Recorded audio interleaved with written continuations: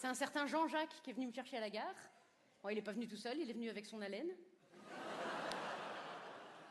Oui, quand une haleine a autant de personnalité, on peut la considérer comme une personne à part entière. Et celle-là, elle avait des papiers d'identité. Ah, dans la voiture, moi, je suis allée derrière. Hein. Je lui ai laissé la place du mort. Hein. C'était la même odeur. Parce qu'il est venu me chercher avec son utilitaire personnel, dont les 3 derniers occupants avaient été ses bergers allemands, Peter, Gunther et Führer, qui doivent certainement être en chimiothérapie, vu la quantité industrielle de poils qui jonchait les banquettes.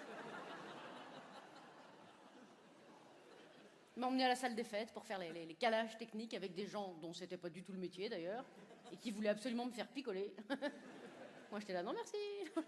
Ah bah, t'as pas envie de leur ressembler, aux gars. Ah, dis-moi, Malélie. Dans l'entrée, sur la petite commode. Les clés de la cave, elles sont dans l'entrée, sur la petite commode. Bah, comment t'as deviné? Bah, tout à l'heure, tu m'as dit que tu devais aller à la cave pour déposer la bouteille de vin que ton collègue t'a offerte hier. On regarde un documentaire sur les kangourous. Les kangourous ont des poches. Ça t'a fait penser que les clés n'étaient pas dans la poche de ta veste quand tu les as cherchées. Donc, tu te demandes où elles sont. Dans l'entrée, sur la petite commode. Alors là, c'est...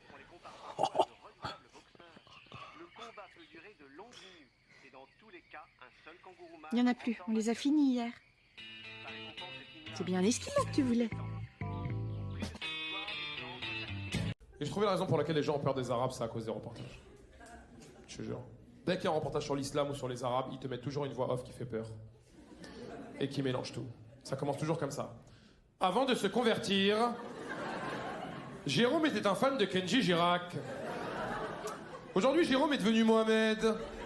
Et son artiste préféré, c'est Cheb Khaled. Alors le rail est-il le précurseur de l'islamisation en France? Cheb Khaled est à la tête d'une filiale terroriste. Et enfin, à qui profite le commerce du tagine aux olives? Toujours une question qui n'a rien à voir comme ça.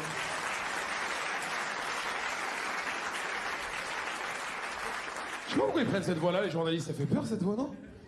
Ils peuvent même te raconter l'histoire d'une famille qui va dans un camping à Palavas-les-Flots. Avec cette voix, t'as l'impression qu'ils vont dans un camping en Syrie, la famille, tu sais.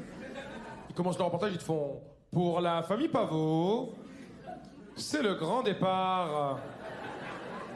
Le père Philippe a économisé un an avant de pouvoir ramener la petite famille en vacances. Mais arrivé sur place, c'est la douche froide. Philippe a oublié son maillot de bain. Je disais là, il y aurait quand même beaucoup moins de morts sur les routes si les gens roulaient sur les trottoirs.